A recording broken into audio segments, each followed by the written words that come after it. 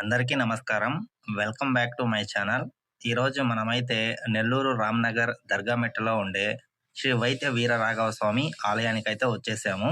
ఇక్కడ విశేషాలు ఏంటి అని ఈ వీడియోలో మీ అందరికీ తెలియజేయబోతున్నాను. అంతకంటే ముందు ఈ వీడియోని లైక్ చేసి ఛానల్‌ని అయితే సబ్స్క్రైబ్ చేయండి. దక్షిణ భారతదేశంలో కేవలం 2 ఆలయాలున్నాయి వైద్య వీర రాఘవ స్వామి వారికి. మొదటిది వచ్చేసి తమిళనాడు తిరువల్లూరులో ఉంది. రెండవది వచ్చి మన నెల్లూరులో అయితే ఉంది. ఈరోజు ఈ నెల్లూరులో ఉండే ఆలయ విశేషాలు మీ ముందుకు తీసుకొచ్చాను. ఈ ఆలయానికి దాదాపు 400 ఏళ్ల చరిత్ర ఉందంట. ముందుగా మనం ఆలయంలోకి ప్రవేశించగానే సాయిబాబా వారి ఆలయం అయితే ఉంటుంది. అలాగే గణపతి, ఆంజనేయ స్వామి, నవగ్రహాలు, అలాగే నాగప్రతిష్ఠ, అమ్మవారి విగ్రహాలను అయితే మనం చూడవచ్చు.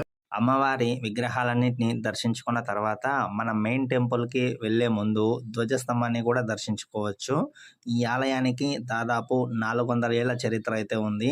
ఇక్కడ మనం ఉప్పు, మిరియాలు, బెల్లం సమర్పించినట్లయితే మనకు తీరని కోరికలు అంటే ఆరోగ్య సమస్యలు, సంతాన సమస్యలు, ఉద్యోగ సమస్యలు ఉంటే స్వామివారికి చెప్పుకొని ఇక్కడ వీటిని సమర్పించినట్లయితే తప్పకుండా కోరిక తీరుతుందని భక్తుల విశ్వాసం. ఆ బెల్లాన్ని బావిలో సమర్పించినట్లయితే ఆ బెల్లం కరిగేలోపు మన కోరిక నెరవేరుతుందని కోరిక తీరిన వారు చెప్పారు. స్వామివారికి చొల్లంగి అమావాస్య అంటే త్రయ అమావాస్యకైతే విశేషమైన పూజలు జరుపుతారు. ఇక ఈ బావి యొక్క విశిష్టత గురించి, చరిత్ర గురించి తెలుసుకుందాము. పూర్వము వేమాలయ్య, వేమాలమ్మ అనే దంపతులు ఉండేవాళ్ళు. పూర్వం వాళ్ళు ఈ బావి ఉన్న ప్రదేశంలో నీటి కోసం తవ్వడం మొదలుపెట్టారు. ఎంత తవ్వినా నీళ్లు పడకపోవడంతో వాళ్ళు వైద్య వీర రాఘవ స్వామికి మొరపెట్టుకుంటారు. స్వామివారు ఆ రోజు రాత్రి వారికి స్వప్నంలో కనిపించి త్రయ అమావాస్య నాడు మీరు ఆ బావిలో నిద్ర చేసినట్లయితే మీకు ఖచ్చితంగా నీళ్లు వస్తాయని చెప్తారు. వారు ఆ విధంగా నిద్ర చేయడంతో ఇక్కడంతా నీళ్లు ఉప్పొంగిపోతుందట. ఆ నీటిలోనే వారు జల సమాధి అవుతారు.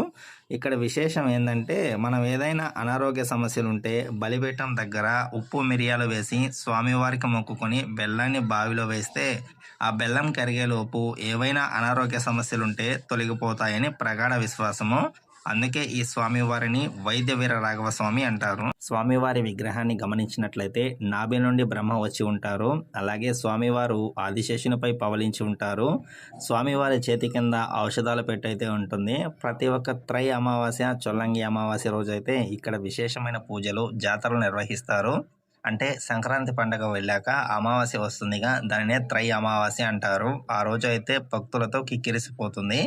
ఆలయ ప్రాంగణంలో మనం చిన్న చిన్న ఆలయాలు దర్శించుకోవచ్చు. తప్పకుండా మన నెల్లూరులో ఉన్న ఈ ఆలయాన్ని ఒక్కసారైనా వెళ్ళి స్వామివారిని దర్శించుకోండి. ఇలాంటి స్వామివారి ఆలయాల గురించి మనమే తెలియచేయాలి.